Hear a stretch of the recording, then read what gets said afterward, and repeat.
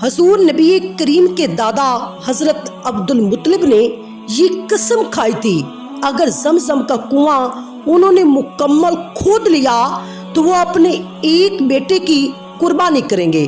جب زمزم سے پانی نکل آیا تو آپ اپنی بات بھول گئے جس پر خواب میں ان سے کہا گیا کہ اپنی منت کو پوری کرو۔ انہوں نے ایک مینڈا ذبح کر کے غریبوں کو کھلا دیا۔ پھر خواب آیا کہ اس سے بڑی پیش کرو۔ اس مرتبہ انہوں نے ایک بیل ذبح کیا اور خواب میں پھر یہی کہا گیا کہ اس سے بڑی قربانی پیش کرو۔ اب انہوں نے ایک اونٹ ذبح کیا۔ پھر خواب آیا کہ اس سے بھی بڑی چیز پیش کرو۔ انہوں نے پوچھا کہ اس سے بڑی چیز کیا ہے؟ تب کہا گیا اپنے بیٹوں میں سے کسی کو ذبح کرو جیسا کہ تم نے منت مانی تھی۔ اب انہیں اپنی منت یاد آئی، اپنے بیٹوں کو جمع کیا اور ان سے منت کا ذکر کیا۔ سب کے سر جھک گئے، کون خود کو ذبح کرواتا ہے؟ آخر حضرت عبداللہ بولے، ابا جان آپ مجھے ذبح کر دیں۔ یہ سب سے چھوٹے تھے اور سب سے خوبصورت بھی تھے۔ سب سے زیادہ محبت بھی حضرت عبد المطلب کو ان سے تھی۔ انہوں نے قرآن اندازی کرنے کا فیصلہ کیا اور تمام بیٹوں کے نام لکھ کر قرآن میں ڈال دیے۔ حضرت عبداللہ کا نام قرآن سے نکلا۔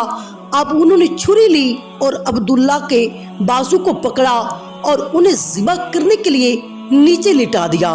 جو ہی باپ نے بیٹوں کو لٹایا تو حضرت عباس جو نبی کریم کے چچا جان تھے ان سے ضبط نہ ہو سکا اور اپنے بھائی عبداللہ کا بازو پکڑ کر کھینچ لیا، اور اسی دوران بنو مخزوم کے لوگ آ گئے اور انہوں نے کہا آپ اس طرح بیٹے کو ذبح نہ کریں، اس کی ماں کی زندگی خراب ہو جائے گی۔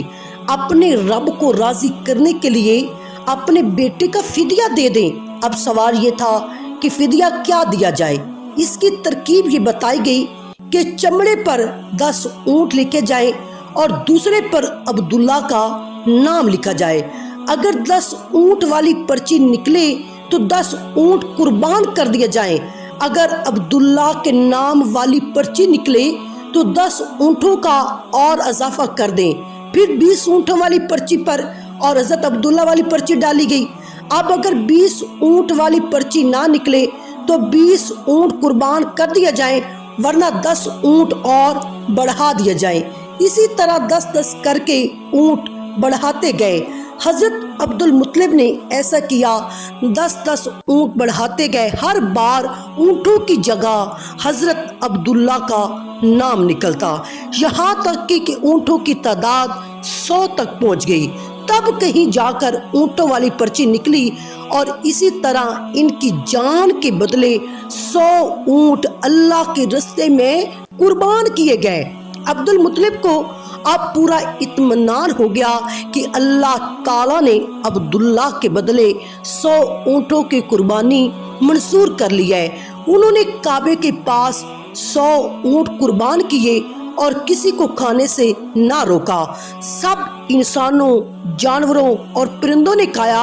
امام زہری لکھتے ہیں کہ عبد المطلب پہلے آدمی ہیں جنہوں نے آدمی کی جان کی قیمت 100 اونٹ دینے کا طریقہ شروع کیا تھا، اور اس سے پہلے 10 اونٹ دیا جاتے تھے اگر کوئی کسی کو قتل کرتا۔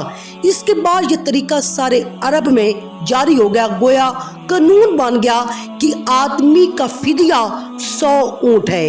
نبی کریم کے سامنے جب یہ ذکر آیا تو آپ نے اس فدیے کی تصدیق کی، یعنی فرمایا کہ یہ درست ہے، اور اسی بنیاد پر نبی کریم فرماتے ہیں کہ میں 2 ذبیحوں یعنی حضرت اسماعیل اور حضرت عبداللہ کی اولاد ہوں۔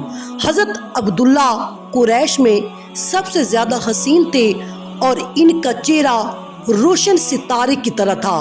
قریش کی بہت سی لڑکیاں ان سے شادی کرنا چاہتی تھیں، مگر حضرت عبداللہ کی حضرت آمنہ سے شادی ہوئی، اور حضرت آمنہ وہب بن عبد مناف کی بیٹی تھی۔ شادی کے وقت حضرت عبداللہ کی عمر 18 سال تھی۔ یہ شادی کے لیے اپنے والد کے ساتھ جا رہے تھے کہ راستے میں ایک عورت काबा के पास बैठी नजर आई और ये औरत वर्का बिन नौफल की बहन थी।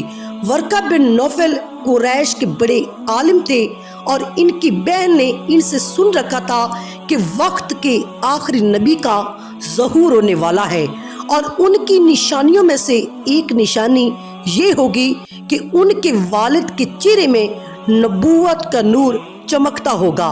और जो ही इस औरत ने हज़रत अब्दुल्ला को देखा तो फौरन इसके जहन में ये बात आई। इसने सोचा हो न हो ये वो शख्स है जो पैदा होने वाले नबी के बाप होंगे। इसने कहा अगर तुम मुझसे शादी कर लो तो मैं बदले में तुम्हें इतने ऊंट दूंगी जितने तुम्हारी जान के बदले में ज़िबा किए गए थे। इस पर उन्होंने जवाब दिया कि मैं अपने बाप के साथ हूँ और उनकी मर्जी के खिलाफ मैं कुछ नहीं कर सकता और ना उनसे अलग हो सकता हूँ। मेरे वालिद बाइज्जत आदमी हैं, अपनी कौम के सरदार हैं और बहरहाल इनकी शादी हज़रत आमना से होगी। अब कुरैश की औरतों में नसब और मकाम के इतबार से अफजल थी। हज़रत आमना हज़रत अब्दुल्ला के घर आ गईं। आप फरमाती जब मैं माँ बनने वाली थी तो मेरे पास एक शख्स आया, यानी एक फरिश्ता आया इंसानी शक्ल में। उस वक्त मैं जागने और सोने के दरमियानी हालत में थी और इसने मुझसे कहा तुम्हें मालूम है तुम इस उम्मत के सरदार की माँ बनने वाली हो। इसके बाद फिर वो वक्त आया जब नबी करीम पैदा होने वाले थे और इस मर्तबा इसने कहा जब तुम्हारे यहाँ पैदाइश हो तो कहना मैं इस बच्चे के लिए अल्लाह की पनाह चाहती हूँ और हर हसद करने वाले के शर और बुराई से। फिर तुम इस बच्चे का नाम मोहम्मद रखना क्योंकि इनका नाम तौरात में अहमद है और ज़मीन और आसमान वाले इनकी तारीफ करते हैं, जबकि कुरान में इनका नाम मोहम्मद है और कुरान इनकी किताब है। एक रिवायत के मुताबिक फरिश्ते ने इनसे कहा कि तुम वक्त के सरदार की माँ बनने वाली हो। इस बच्चे की निशानी ये होगी इसके साथ एक नूर जाहिर होगा जिससे मुल्क के शाम और बसरा के महल्लात भर जाएंगे और जब वो बच्चा पैदा हो जाएगा तो इसका नाम मोहम्मद रखना और तौरात में इसका नाम अहमद है और ज़मीन और आसमान वाले उनकी तारीफ करते हैं। इंजील में इनका नाम अहमद है।